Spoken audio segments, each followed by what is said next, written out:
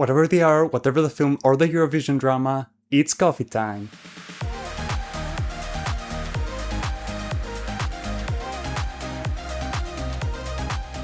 This is Emmanuel calling from Coffee Break, where we take a break and discuss about films, Eurovision and much more. Grab yourself a mug of hot tea or coffee, take a sip and let's dive into this. Let's talk about my 2027 Best Actor Oscar predictions. So what I'm going to do is talk about a few actors who I think have a shot at getting in at the Oscars, and at the end of this video I'm going to give you my final prediction for the Best Actor category as of July. So kicking things off, I have Tom Cruise at number 1. He's an obvious frontrunner here, and there has been a few teasers about his performance in Digger, Alejandro G. Iñárritu's upcoming film, and it's such a compelling narrative for him. He's a beloved actor in the industry and he gives a flashy performance with lots of makeup and he doesn't really look like himself. It's just the most Oscar baity role, and I think that he can easily pull off a nomination, if not a win for him. So I'm very excited for Tom Cruise to potentially win his first competitive Oscar in acting. Next up I have John Malkovich for Wild Horse 9. I'm not going to beat around the bush on this one. I have my doubts for Wild Horse 9. It could be a Banshees of Inisherin, which got 4 acting nominations along with director, picture and screenplay and a few other techs, but it could also be J. Kelly. Remember J. Kelly, which was a film by a very prestigious screenwriter and director, Noah Baumbach, and it was supposed to get a bunch of Oscar nominations and it ended up falling flat on its face and receiving 0 Oscar nominations. And this film, Wild Horse 9, it could be again a Banshees of Inisherin, but it's going to premiere at the Venice Film Festival apparently, so I'll have to wait for it to have some early buzz or reactions so I can more comfortably predict it for 10 or more nominations. But right now John Malkovich seems like the easy bet here. He has a very credible career narrative. He stars in a Martin McDonagh film which is going to be very dialogue heavy, and he could be the veteran actor who sort of makes a return to the Oscars after receiving 2 Oscar nominations back in the day and not really being in the awards conversation in a very long time. And if Wild Horse 9 hits, he could pull off a win here, but I am very, very cautious of predicting this film because there have been so many examples of films like J. Kelly or, I don't know, Springsteen and After the Hunt and all of those movies by directors who have had awards success in the past, but in a field of 5, John Malkovich seems like a very sane choice to have him keep his name in the conversation. And then I have Matt Damon for The Odyssey.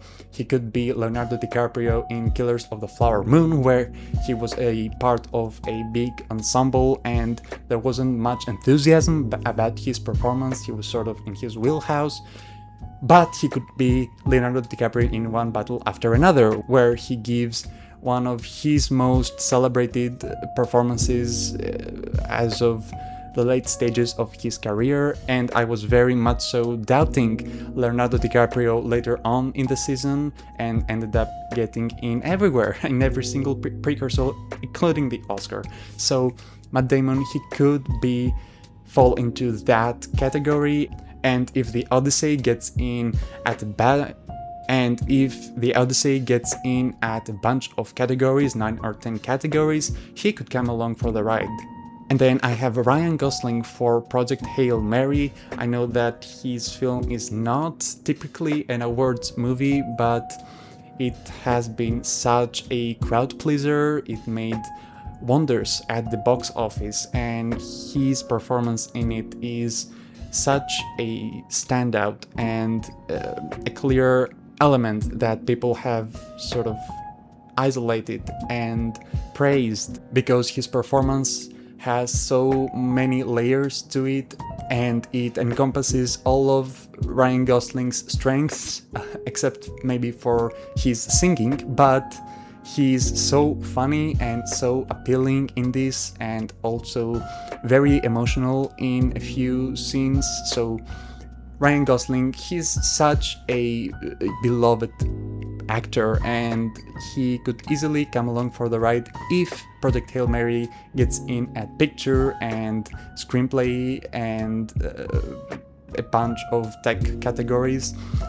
If it doesn't, if it underperforms, let's say it only gets in visual effects and sound and maybe score, then I don't think that he would come along for the ride. But if Project Hail Mary is the F1 of this year, or one of those blockbusters that ends up getting in Best Picture, then Ryan Gosling has the performance to sort of squeeze in. And I think that in a field of 5 at this point of the year, he's definitely one to look out for. Now I'm going to float around a few other actors who I think have a shot at getting in at the Oscars.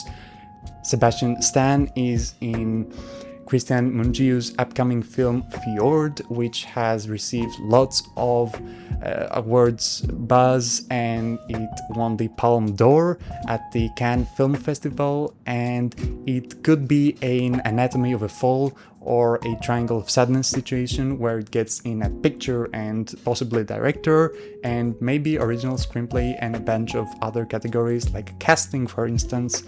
And if that is the case, then Sebastian Stan could come along for the ride. I've heard that he does have the performance to get in, even though it's more of a subtle performance. It's not like his performance in The Apprentice, for instance, which got in at the Oscars, surprisingly, and that was a very flashy performance, playing a sort of real-life character in a biopic, which is with makeup, and it was a transformative performance.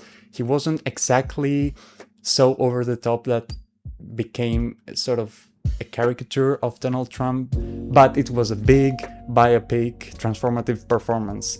And in Fjord there is also a physical transformation going on, but it's really subtle, I've heard, and he doesn't really have that scene, if you know what I'm talking about. But he could easily come along for the ride if the film gets in at picture and director and screenplay. I currently have Fjord to only get at original screenplay, so I don't quite have room for Sebastian Stan, but I definitely have him on my radar. And then I have Pedro Pascal for Behemoth. Behemoth is going to be Tony Gilroy's upcoming film.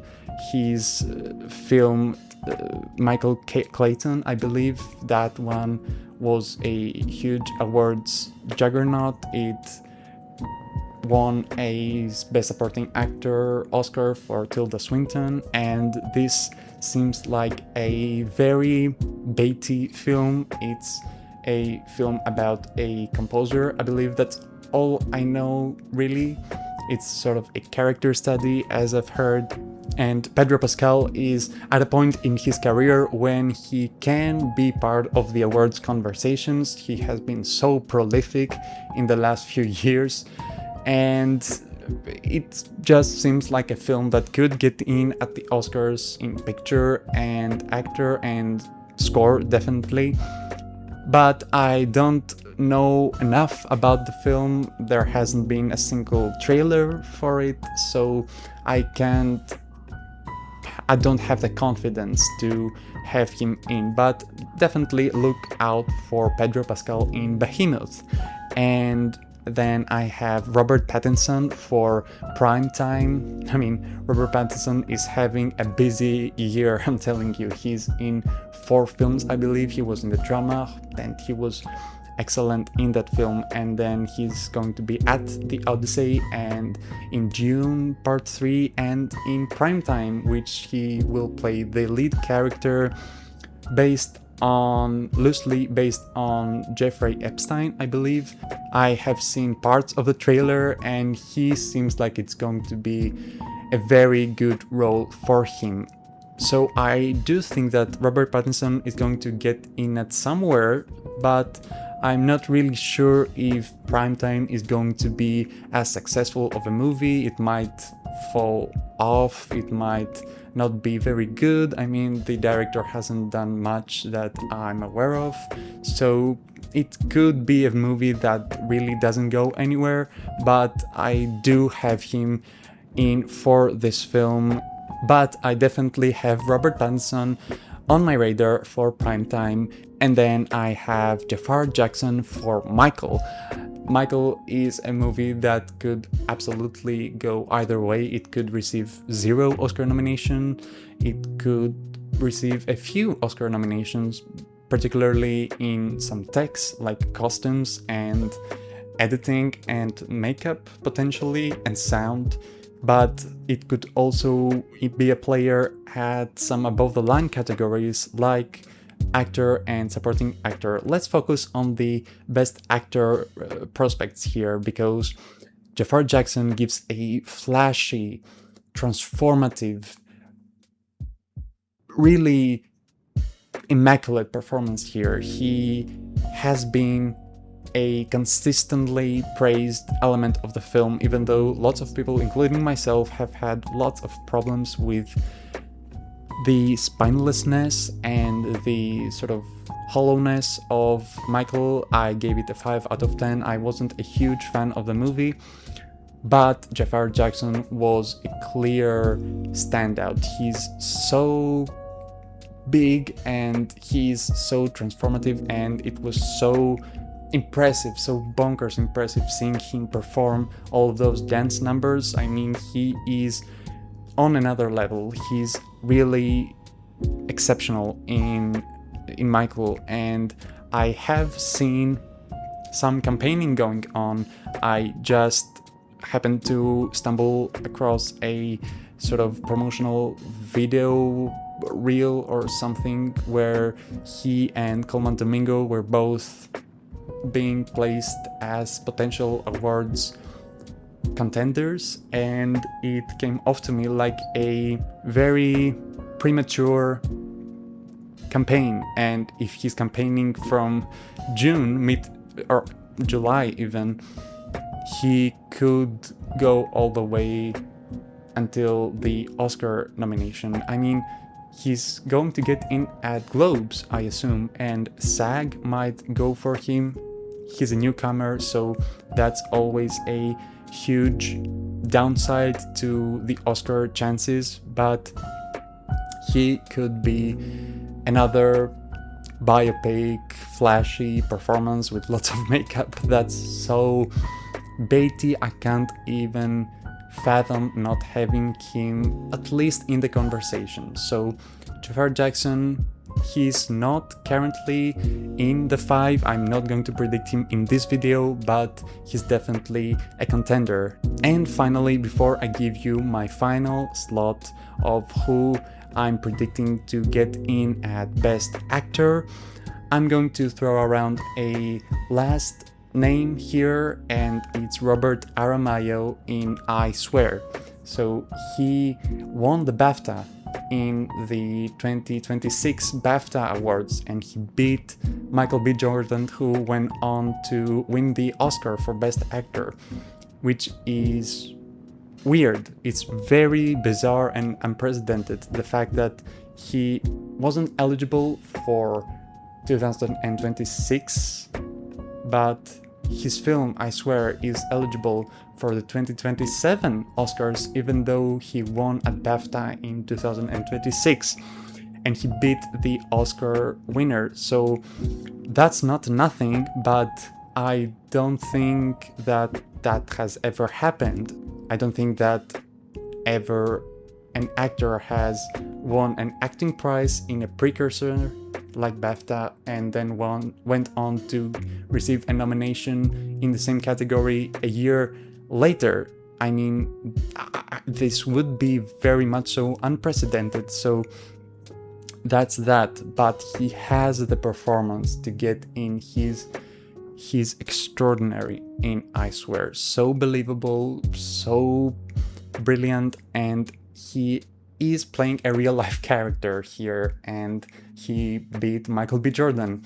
Again, it could be a BAFTA thing where they sort of love this underdog story. He was only nominated at BAFTA, so there, and again, his film wasn't eligible for the 2026 awards because whatever, there was sort of a scheduling thing going on, and anyway, but he does have the performance to get in at Best Actor. Maybe he resurfaces in the final few months leading up to the Oscar nominations, and he might show up. That would be such a treat.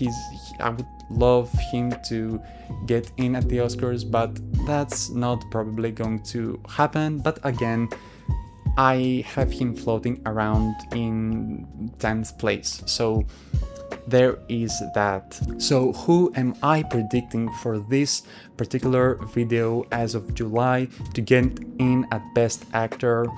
And this might surprise you, but I have John Turturro for The Only Living Pickpocket in New York.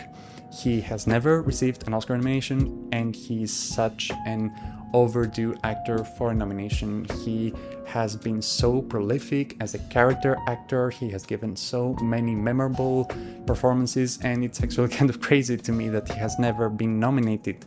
I mean, he was close for a quiz show. He got in at the Golden Globes, but then the Academy Awards went with Paul Scofield, who was sort of the older, more veteran actor, and we have seen this happen times and times again, but he has the performance. As I've heard, I haven't really heard a lot about this film. There hasn't been a trailer, I believe, and he could definitely be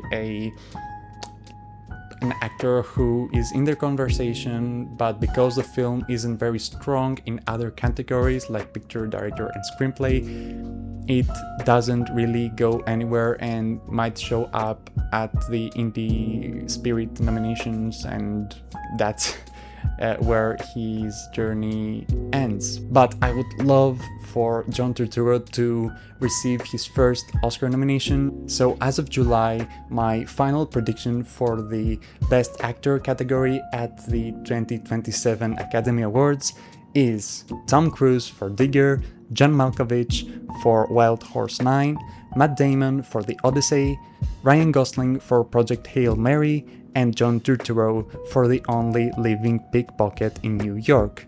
And that's a wrap. Thanks so much for watching, I do appreciate it. Also, make sure to follow me on multiple social media platforms, including Letterboxd, for more film-related content, and X and Pinterest. The links are in the description. Can't wait for more coffee breaks. And until next time, pour yourself a fresh one.